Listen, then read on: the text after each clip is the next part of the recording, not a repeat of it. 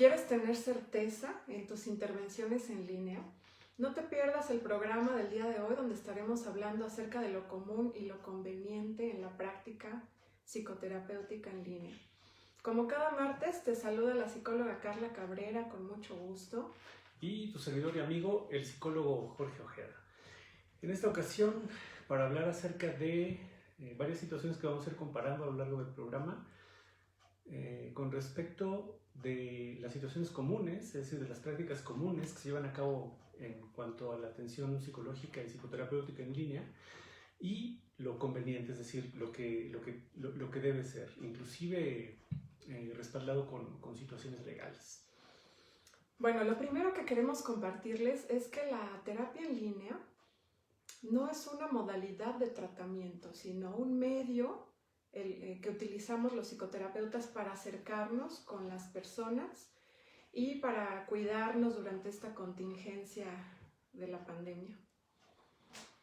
Por el contrario, ¿no? y como comúnmente se piensa, se equipara, por ejemplo, el medio, que es los medios tecnológicos, con un modelo de terapia, y esto es completamente erróneo, porque el hecho de que tú te conectes enfrente de una cámara no es equiparable, por ejemplo, a la terapia familiar estructural o a la psicoterapia psicodinámica o a la terapia cognitivo-conductual, no lo es. Entonces, únicamente lo conveniente es considerar a la terapia en línea como un medio, ¿no? Que nos permite precisamente conectarnos a distancia con nuestros y nuestras usuarias. Algo que está pasando con mucha frecuencia es utilizar el medio que tenemos a la mano, como el WhatsApp, como el Messenger, para conectarnos con las personas. Nosotros pensamos que esto tiene varias desventajas para el terapeuta. Lo primero es que si te entra una llamada, pues se corta tu conversación con tu cliente. Y bueno, creo que eso a ningún cliente le gustaría, ¿no? Que estando pagando por una sesión, pues se vea interrumpida por alguna llamada extraña en ese momento. Y sobre todo si estás en un momento muy importante de logros, acabas de hacer una pregunta que es crucial en el tratamiento y de repente te entra una llamada de alguno de tus familiares o de alguno de tus otros pacientes, y en ese momento se termina la conexión. Si tú lo llevas a cabo desde un teléfono inteligente y te encuentras obviamente conectado a través de WhatsApp o de Messenger, eso es lo común. Y lo conveniente sería que tú contaras con un equipo de cómputo, con cámara, micrófono, bocinas y obviamente también el usuario. Y sobre todo, que de ambos lados, es decir, tanto de tu lado como del lado del usuario, ya sea familia, un usuario individual, parejas, etcétera, etcétera, ambos puntos de conexión posean una velocidad de al menos 5 megabytes de descarga, ¿no? Y obviamente eso te daría, como la certeza de que vas a poder tener una transmisión nítida, porque puedes a lo mejor no tener una conexión con un video tan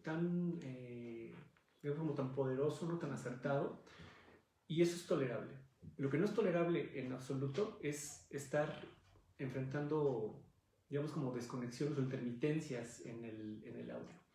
Entonces, para evitar este tipo de situaciones, nosotros recomendamos conectarte con una computadora y con una conexión de al menos 5 megabytes de velocidad, y a lo mejor te vamos a dar un tip el día de hoy que creo que casi nadie toma en cuenta, que es el hecho de que tu conexión tenga una velocidad de conexión de tu dispositivo, es decir, de tu módem, con la central del proveedor de internet de al menos 100 milisegundos o menos.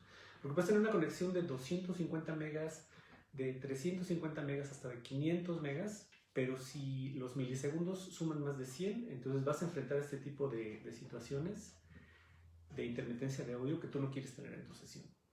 Y ahorita se me ocurrió que el cliente o los clientes pueden tener o experimentar desconexiones. Pero el psicoterapeuta, creo que eso es algo que debemos cuidar mucho porque tiene que ver con la relación que vamos a estar conformando a distancia con todos ellos, nuestros consultantes.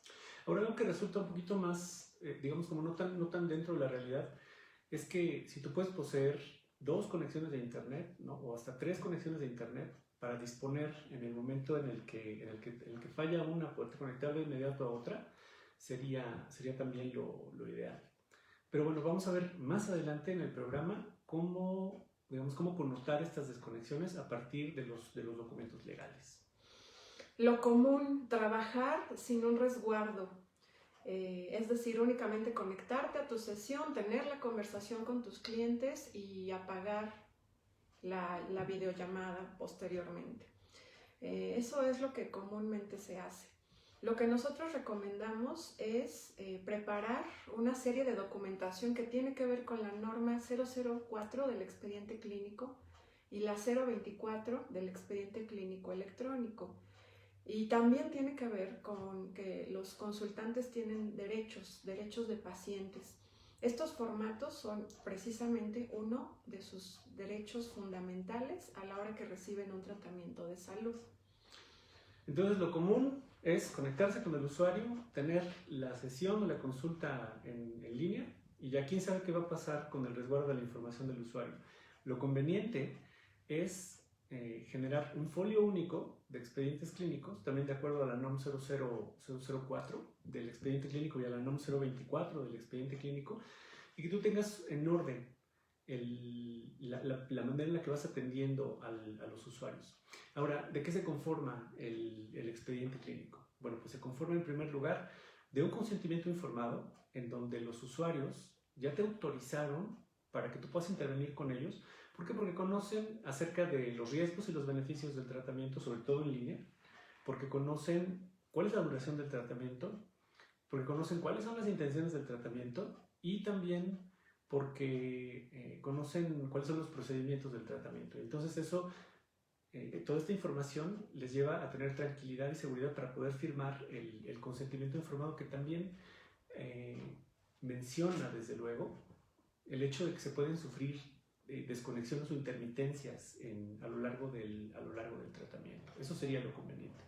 Ahora, ¿qué otros documentos más, Car? La hoja frontal, ¿no? Donde tienes todos los generales del usuario, los datos generales del usuario, pero también cuentas con un contacto de emergencia en el caso de que se presente alguna situación de riesgo y tengas que romper la confidencialidad, ¿no? Exactamente. Entonces, estos datos toman mucha relevancia en un futuro que no queremos tener y en un momento les vamos a platicar cuál es.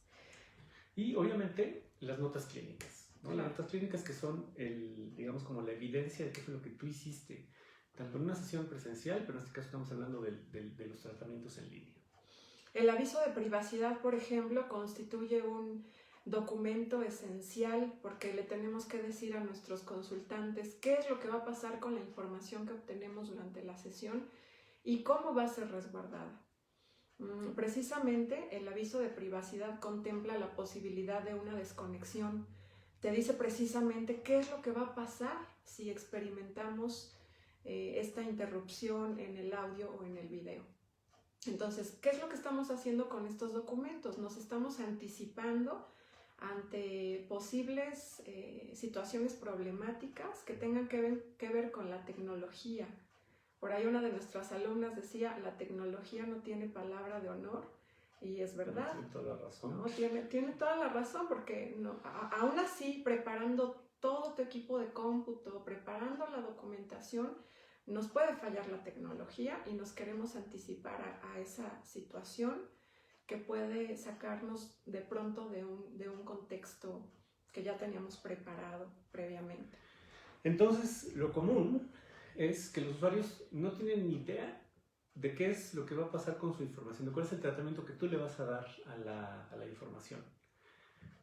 Lo conveniente es trabajar siempre con un aviso de privacidad de acuerdo a la ley federal de protección de datos personales en posesión de particulares en el caso de instituciones privadas, y bueno, también hay formatos para instituciones de salud pública. Entonces, si ustedes se fijan aquí, hay 2 documentos que ya están anticipando qué es lo que va a suceder si hay intermitencias en la conexión, ya sea parciales o totales, que de plano se desconecte por completo el usuario o el terapeuta. Y bueno, trabajar la situación más recurrente, trabajar sin un filtro, sin un filtro ante situaciones de riesgo, lo común, que me parece que en otros programas hemos estado hablando de ello. ¿A qué nos referimos con esto del filtro?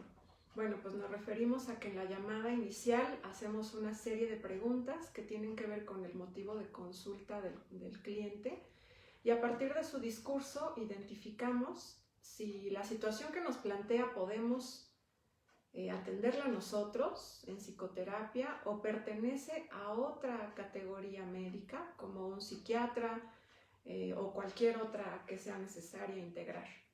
¿No? A un experto, por ejemplo, en adicciones como tú, o a una institución que maneje situaciones de riesgo que sean relativas al área de la violencia.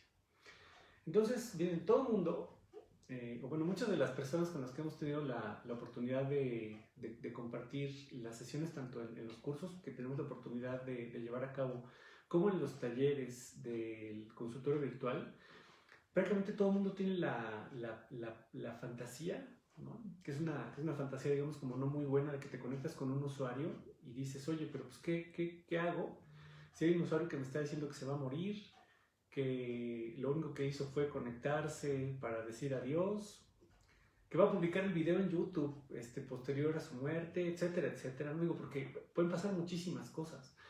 Entonces, este filtro lo que pretende es que tú no te veas involucrado, involucrada en este tipo de situaciones y puedas atender usuarios para los que tienes la capacidad y que no vayamos más allá de la capacidad que tenemos las personas para ofrecer psicoterapia en línea.